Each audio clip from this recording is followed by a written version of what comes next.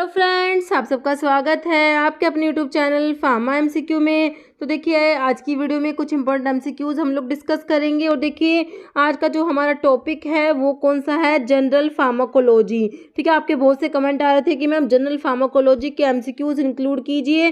ठीक है, तो इस सीरीज में हम लोग फार्माकोलॉजी के टॉपिक वाइज एमसीक्यूज जो है डिस्कस कर रहे हैं। और आज का हमारा टॉपिक है जनरल फार्माकोलॉजी।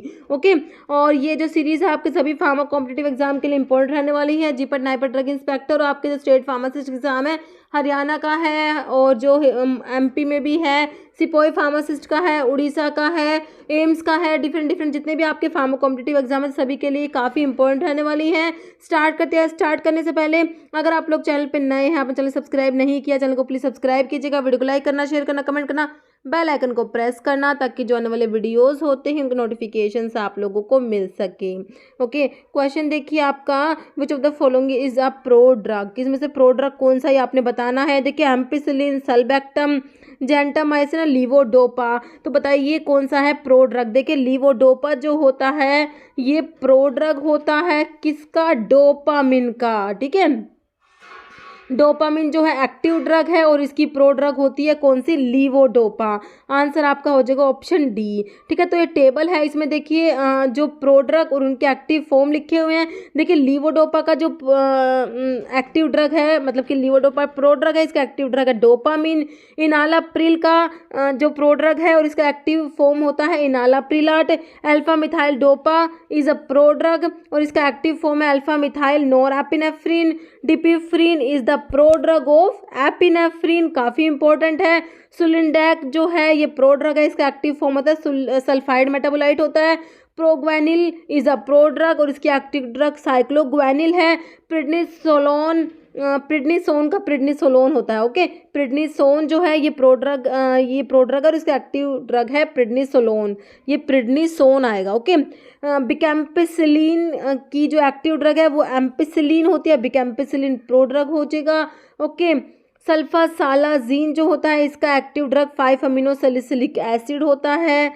साइक्लोफोसोमाइड का होता है एल्डोफोसोमाइड एंड फोस्फोरामाइड मस्टर्ड। और एक्रोलिन, फ्लोरोयूरासिल का फ्लोरोयूरिडीन मोनोफॉस्फेट, मरकैप्टोप्यूरिन का मिथाइल मरकैप्टोप्यूरिन राइबोन्यूक्लियोटाइड। ओके, और एसिक्लोविर का aciclovir triphosphate. Okay, next question है आपका, isoniazid phenytoin interaction resulting in phenytoin toxicity. Okay, isoniazid और फेनिटोइन की इंटरैक्शन होती है जिससे क्या होता है, फेनिटोइन की टॉक्सिसिटी हो जाती है इज रिजल्ट ऑफ। देखिए, interaction associated with distribution, interaction associated with absorption होता है, इसमें मेटाबॉलिज्म या एक्सक्रीशन। ठीक है, तो ये इंटरैक्शन है किससे रिलेटेड है, मेटाबॉलिज्म से रिलेटेड होता है। ऑप्शन आपका सी राइट हो जाएगा। ओके, देखिए, chloramphenicol, isoniazid, cimetidine, डाइक्यूमेरल and warfarin क्या करते हैं, ये इनहिबिट करते हैं फेनिटोइन के मेटाबॉलिज्म को इनहिबिट करा देते हैं, जिससे क्या होता है, फेनिटोइन की टॉक्सिसिटी हो जाती है। नेक्स्ट क्वेश्चन है, which one of the following is a phase second drug metabolising reaction. तो phase second drug metabolising reaction कौन सी है। देखिए, oxidation, acetylation, hydrolysis and reduction. Okay, तो ऑक्सीडेशन, रिडक्शन, हाइड्रोलिसिस ये सब फेज 1 में आती है, फेज 2 में आपके एसिटाइलेशन आ जाएगी। ओके, नेक्स्ट देखिए, और देखिए फेज 1 जो रिएक्शंस होती है इनको नॉन सिंथेटिक रिएक्शंस भी बोलते हैं। इसमें कौन कौन सी रिएक्शंस होती है, ऑक्सीडेशन होता है, रिडक्शन होता है, हाइड्रोलिसिस, साइक्लाइजेशन एंड डीसाइक्लाइजेशन। ठीक है, फेज 1 रिएक्शंस को नॉन सिंथेटिक रिएक्शंस भी बोलते हैं। फेज 2 रिएक्शंस जो होती है इनको सिंथेटिक रिएक्शंस भी बोलते हैं, कॉन्जुगेशन रिएक्शंस भी बोलते हैं। इसमें कौन कौन सी रिएक्शंस आती है, मिथाइलेशन आता है, सल्फेट कॉन्जुगेशन, एसिटाइलेशन जो आपके ऑप्शंस में दिया हुआ था, ग्लूक्यूरोनाइड कॉन्जुगेशन, ग्लूटाथायोन कॉन्जुगेशन होता है, और इसमें ग्लाइसिन कॉन्जुगेशन होता है। ओके, ये कॉन्जुगेशन लिखा हुआ है। ओके, नेक्स्ट है, which of the following respective phase 1 phase 2 reaction are the most common drug biotransformation reaction. हमने फेज 1 और फेज 2 रिएक्शन देखी, तो बताना है कौन सी फेज 1 और फेज 2 में से कौन सी जो मोस्ट कॉमन होती है। फेज 1 की भी मोस्ट कॉमन बतानी है, फेज 2 की भी मोस्ट कॉमन बतानी है। ठीक है, तो देखिए oxidation and glucuronidation, reduction and acetylation, या फिर देखिए ऑप्शंस देख लीजिए। तो फेज़ 1 की जो मोस्ट कॉमन है वो ऑक्सीडेशन है, फेज़ 2 की ग्लूक्यूरोनिडेशन होती है। ओके, तो आपका जो आंसर है इसका ऑप्शन ए हो जाएगा, ऑक्सीडेशन एंड ग्लूक्यूरोनिडेशन। नेक्स्ट क्वेश्चन है, which one of the following receptor is not a ligand gated ion channel. Receptor का वीडियो अपलोड किया हुआ है, इकोलॉजी की प्लेलिस्ट से देख लेना, सारे के सारे रिसेप्टर्स के डाउट आपके क्लियर हो जाएंगे उस वीडियो को देखने के बाद। ओके, तो जो है लिगैंड गेटेड आयन चैनल में नहीं आता, not a ligand gated ion channel, वो बताना है आपने। निकोटिनिक रिसेप्टर्स जो होते हैं वो लिगैंड गेटेड आयन चैनल्स होते हैं। मस्करिन रिसेप्टर्स तो जी प्रोटीन कपल रिसेप्टर्स होते हैं और nicotinic ligand gated ion channels होते हैं। 5st3 देखिए 5st के रिसेप्टर्स होते हैं 5st1 2 3 4। ओके, तो 5st3 जो होता है वो लिगैंड गेटेड आयन चैनल होता है। बाकी के जो 5st1 हो जाएगा, 5st2 5st4 ये जी प्रोटीन कपल रिसेप्टर्स होते हैं। गाबा ए जो होता है ये लिगैंड गेटेड आयन चैनल होता है। बचा कौन सा, H2 रिसेप्टर, तो ये लिगैंड गेटेड में नहीं आता, ये जी प्रोटीन में आ जाएगा। Answer is option D. Next है, which one of the following is false statement for competitive antagonist. Competitive antagonist के बारे में गलत बताना है, कौन सा लिखा हुआ है। देखिए, they have an affinity for the agonist binding site on receptor, they have no intrinsic activity, they cause parallel rightward shift of the control dose response curve, या maximum response of agonist cannot be achieved in their presence by increasing the concentration of the agonist। okay, तो आपको इसमें बताना क्या था, false है ना, तो आपका ये ऑप्शन डी हो जाएगा कि maximum response of agonist can not be achieved in their presents by increasing the concentration of the agonist. ठीक है, तो ये ही आपका गलत लिखा हुआ है, बाकी के जो है स्टेटमेंट सारे सही हैं। ओके, तो देखिए कॉम्पिटिटिव एंटागनिस्ट के बारे में लिखा हुआ है, एंटागनिस्ट इज केमिकली सिमिलर होता है, एगोनिस्ट के जैसा होता है। इसमें जो कॉम्पिटिटिव एंटागनिस्ट होता है वो एगोनिस्ट से सिमिलर होता है, केमिकली सिमिलर होता है, इसके साथ एगोनिस्ट के साथ कंपीट करता है, bind to the same side to the exclusion of the agonist molecule, same side से बाउंड होता है। बिकॉज एंटागनिस्ट की हैज एफिनिटी बट नो, उसकी एफिनिटी तो होती है बट कोई इंट्रिंसिक एक्टिविटी नहीं होती। नो रेस्पॉन्स इज प्रोड्यूस, कोई भी रेस्पॉन्स प्रोड्यूस नहीं होता, और जो लोग डीआरसी होता है एगोनिस्ट का वो शिफ्ट हो जाता है राइट की तरफ। Okay, since the antagonist binding is reversible होती है और किस पर डिपेंड करती है, relative concentration of the agonist and antagonist molecule. ठीक है, तो higher concentration of the agonist progressively overcome the block. ठीक है, अगर एगोनिस्ट की कंसंट्रेशन को ज़्यादा कर देंगे तो ये जो ब्लॉक हुआ उसको ओवरकम कर सकते हैं। ओके, नेक्स्ट क्वेश्चन है, atracurium besylate a neuromuscular blocking agent is metabolised through one of the following reaction, identify that. Hofmann elimination, Michael addition, Hofmann rearrangement, Claisen condensation. तो देखिए होफमैन एलिमिनेशन होता है, काफ़ी इंपॉर्टेंट है। एट्राक्यूरियम कई बार ऐसे पूछ लेंगे, होफमैन एलिमिनेशन है कौन सी ड्रग में देखने को मिलेगा, तो आपकी कौन सी एट्राक्यूरियम होती है। ओके, देखिए होफमैन एलिमिनेशन में क्या होता है, this refers to inactivation of the drug inactivation होता है in the body fluid by spontaneous molecular rearrangement होता है इसमें, without the agency of any enzyme. इसका एग्जाम्पल आपका एट्राक्यूरियम होता है। ओके, नेक्स्ट है, most of the drug will bind with which of the following, plasma protein. Mostly drug होती है कौन से प्लाज्मा प्रोटीन से बाइंड होती है, albumin, globulin, histone, glycoprotein. Mostly drug होती है वो एल्ब्यूमिन से बाइंड होती है। ओके, तो आपका आंसर हो गया ऑप्शन ए। बाकी देखिए एसिडिक ड्रग होती है वो एल्ब्यूमिन से बाइंड होती है, और बेसिक ड्रग होती है वो अल्फा-1 एसिड ग्लाइकोप्रोटीन से बाइंड होती है। Next, liver microsomal enzyme are stimulated by, तो एंजाइम इंड्यूसर कौन सा है ये बताना है आपने। सिमेटिडीन, देखिए पहला ये ऑप्शन एंजाइम इनिबिटर का दिया हुआ है आपको। सिमेटिडीन क्या है, एंजाइम इनिबिटर होता है ना, तो आपका आंसर तो फर्स्ट ही हो गया। बाकी देख लीजिए फिनोबार्बिटोन, प्रोकेन, एड्रेनलिन दिया है।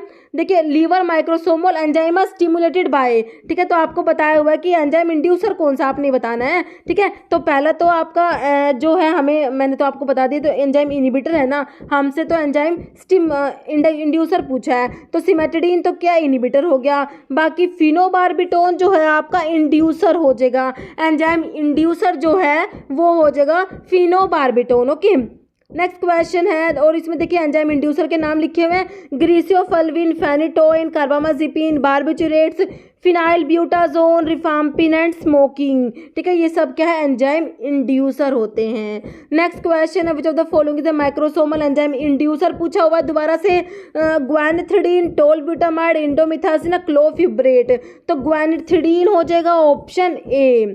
नेक्स्ट है, when the action of one drug is facilitated और इंक्रीज्ड बाय द अदर, इस फिनोमिना को क्या बोलते हैं, सिनर्जिज्म, टॉलरेंस, एंटागोनिज्म, टैकीफाइलैक्सिस। ठीक है, action of one drug is facilitated और increased by the other drug, तो इसको बोलते हैं सिनर्जिज्म। ऑप्शन आपका ए बिल्कुल राइट हो जाएगा। बाकी टॉलरेंस, एंटागोनिज्म, टैकीफाइलैक्सिस के बारे में देख लीजिए। टॉलरेंस होता है requirement of high dose of a drug to produce a given response. Antagonism होता है when effect of one drug reduce और inhibited by the other drug, तो इसको बोलते हैं एंटागोनिज्म। टैकीफाइलैक्सिस काफ़ी इंपॉर्टेंट है, बहुत बार इसकी डेफिनेशन के ऊपर क्वेश्चन आता है।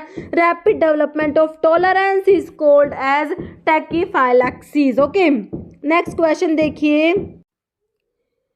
टैकीफाइलैक्सिस refers to which of the following. तो देखिए टैकीफाइलैक्सिस मैंने अभी आपको बताया क्या होता है, रैपिड डेवलपमेंट ऑफ टॉलरेंस है ना, तो इसी के ऊपर क्वेश्चन पूछा हुआ है टैकीफाइलैक्सिस के ऊपर। देखिए इसमें क्या लिखा हुआ है, responsiveness increase rapidly after administration of the drug, या responsiveness decrease rapidly after administration of the drug, या responsiveness increase rapidly after maintenance of a drug, या डिक्रीज होता है।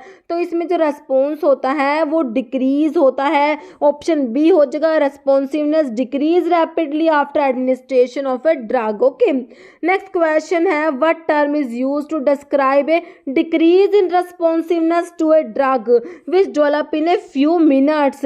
देखिए टैकीफाइलैक्सिस के किस हिसाब से अलग अलग टाइप से क्वेश्चन आए, बहुत बार एग्जाम में रिपीट हुआ है क्वेश्चन। देखिए ऑप्शंस में रिफ्रैक्टोरीनेस, क्यूमुलेटिव इफेक्ट, टॉलरेंस, टैकीफाइलैक्सिस दिया है, तो हमें पता ही है ऑप्शन हमारा डी हो जाएगा, टैकीफाइलैक्सिस। ओके, नेक्स्ट है, the term associated with rapid onset and progress of a disease is term as local, systemic, chronic या एक्यूट। ठीक है, तो rapid onset and progress of disease है ना, तो ये आपका हो जाएगा acute. Okay, next which of the following is not an inducer of drug metabolising enzyme. तो इंड्यूसर जो है नहीं है, not an inducer of drug metabolising enzyme. ठीक है, तो इंड्यूसर का एग्जांपल कौन सा नहीं है बताया है, तो आपको 4 ऑप्शंस दिए हुए हैं। ठीक है, तो जो नॉट बताना है इंड्यूसर नहीं है, मतलब कि इनहिबिटर होगा वो।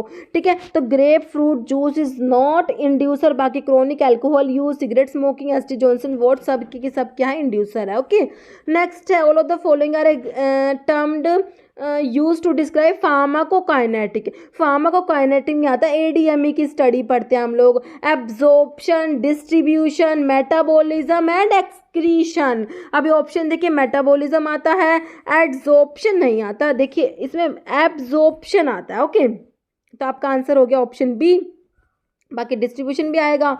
ओके, नेक्स्ट है, unexpected drug response which can not be predicted in individual recipient are defined as idiosyncrasy, teratogenicity, hyper sensitivity, anaphylaxis.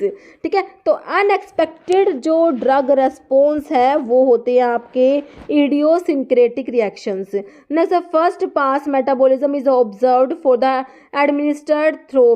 ठीक है, फर्स्ट पास मेटाबॉलिज्म होता है कब देखने को मिलेगा, जब ड्रग को कौन से रूट से देंगे, सबलिंगुअली, आईवी इंजेक्शन, वजेना या ओरल। कितना इजी क्वेश्चन है, ऑप्शन 4 सभी को पता है, ओरल रूट से ड्रग देते हैं तो फर्स्ट पास मेटाबॉलिज्म होगा। ओके, नेक्स्ट है, टेरेटोजेनिसिटी रेफर्स टू, टेरेटोजेनिसिटी भी कहा, देखिए जनरल फार्माकोलॉजी जो है ना, इसके सारे ही क्वेश्चन इंपॉर्टेंट, जितने भी क्वेश्चन बनते हैं इसके सारे इंपॉर्टेंट है, क्योंकि सारे के सारे क्वेश्चन किसी न किसी एग्जाम में आए हुए क्वेश्चन है, इसके बहुत बार आते हैं। टेरेटोजेनिसिटी का बहुत बार आता है, टेरेटोजेनिसिटी का। ठीक है, कौन कौन सी ड्रग है जिनके टेरेटोजेनिक इफेक्ट है, काफ़ी इंपॉर्टेंट है। ओके, वो सारे पढ़ने हैं हमने। तो टेरेटोजेनिसिटी का मतलब क्या होता है, ability of a drug to cause defect in the eyes, ear, bone या फीटस। तो फीटस हो जाएगा, ability to cause defect in the fetus. Okay, next है, rapid development of tolerance on repeated dose of a drug in quick succession with reduction in clinical response is termed as, वही आ गया rapid development of tolerance. तो इसे क्या बोलते हैं, option देख लीजिए, सिनर्जिज्म, एंटागोनिज्म, इडियोसिंक्रेसी या टैकीफाइलैक्सिस, जो आपका आंसर हो जाएगा ऑप्शन 4। नेक्स्ट है, और टैकीफाइलैक्सिस जो होती है ये कौन सी टाइप की ड्रग को में देखने को मिलती है, देखिए इनडायरेक्टली एक्टिंग ड्रग जो होती है ना, एफेड्रिन, टायरामिन, निकोटिन, ये कोज कराती है टैकीफाइलैक्सिस। डिपेंड्स ऑन, तो रीनल क्लियरेंस किसके ऊपर डिपेंड करता है, देखिए glomerular filtration rate, tubular reabsorption, tubular secretion या ऑल। तो जो रीनल क्लियरेंस है ये सभी पे डिपेंड करेगा, ऑप्शन डी हो जाएगा all of the above. Okay, देखिए renal clearance depends mainly on GFR, glomerular filtration rate, tubular absorption, tubular secretion. Okay, अगर जीएफआर इंक्रीज होता है तो उससे क्या हो जाएगा, क्लियरेंस इंक्रीज हो जाएगा, जीएफआर कम हो जाता है तो क्लियरेंस डिक्रीज हो जाएगा। Increase tubular secretion with increase clearance, जबकि decrease tubular secretion will decrease clearance. Okay, next question है loading dose of drug. Loading dose के ऊपर क्वेश्चन है, loading dose of a drug is based on the, ठीक है, तो लोडिंग डोज जो होता है किस पे बेस्ड होता है, देखिए इसका आंसर देख लीजिए आप लोग, ये क्वेश्चन भी बहुत बार लोडिंग डोज वाला एज इट इज क्वेश्चन है ना, ये as it is question repeat होता है। लोडिंग डोज किस पे बेस्ड होता है, तो apparent volume of distribution and desired drug concentration in plasma, ठीक है। ये देखिए ड्रग इंस्पेक्टर के एग्जाम में भी, जीपैट में भी और फार्मासिस्ट के एग्जाम में भी, सब में क्वेश्चन बहुत बार रिपीट हुआ है। नेक्स्ट है फार्माकोकाइनेटिक्स। ओके, तो फार्माकोकाइनेटिक अभी हमने देखा क्या होता है, ADME की स्टडी होती है, absorption, distribution, metabolism and excretion की स्टडी होती है फार्माकोकाइनेटिक। देखिए study of biological and therapeutic effect of a drug, ये आपका फार्माकोडायनेमिक में आता है। Okay, study of absorption, distribution, metabolism and excretion, बिल्कुल राइट आंसर हो जाएगा आपका option B. Next study of mechanism of a drug action या फिर study of method of new drug development. Okay, तो आपका आंसर हो गया ऑप्शन बी। नेक्स्ट है what does the term bioavailability. Bioavailability का मतलब क्या होता है, बायो अवेलेबिलिटी होता है fraction of an uncharge drug reaching the systemic circulation following any route of administration. Okay, तो ये आपका बायो अवेलेबिलिटी होता है, और IV रूट से जब ड्रग देते हैं तो उसकी बायो अवेलेबिलिटी 100% होती है, बहुत इंपॉर्टेंट है। ओके, तो इसके ऑप्शंस देख लीजिए आप, आपका आंसर हो जाएगा fraction of uncharged drug reaching the systemic circulation following यानी route of administration. Okay, next है hydrophilic medicinal agent has the following property. Hydrophilic मतलब कि वाटर सोल्यूबल जो है उसकी कौन कौन सी प्रॉपर्टी है, देखिए low ability to penetrate through cell membrane lipid, बिल्कुल सही बात है, हाइड्रोफिलिक है तो वो पेनिट्रेट करने की एबिलिटी कम होगी, क्योंकि लिपिड सोल्यूबल ड्रग होती है वही पेनिट्रेट करती है मेम्ब्रेन को, तो है ना।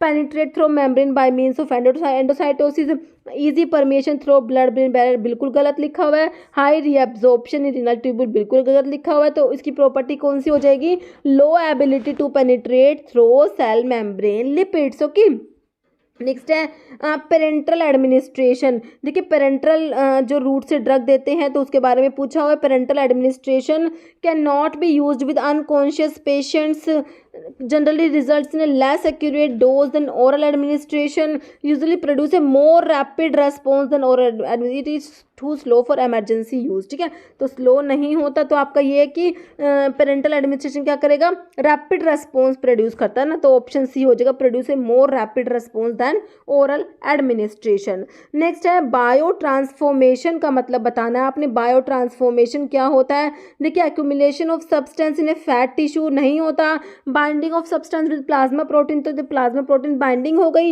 Accumulation of substance in a tissue, या फिर process of physical chemical and biochemical alteration of a drug in the body, इसको क्या बोलते हैं, बायो ट्रांसफॉर्मेशन बोलते हैं। तो आंसर हमारा हो जाएगा ऑप्शन डी। ओके, नेक्स्ट है हाफ लाइफ के ऊपर पूछा हुआ है, half life is time required to, तो हाफ लाइफ क्या होता है, change the amount of drug in plasma by half during elimination, metabolise half of introduced drug into active metabolite, absorb half of introduced drug या bind half of drug, तो ये हो जाएगा change the amount of drug in plasma by half during elimination.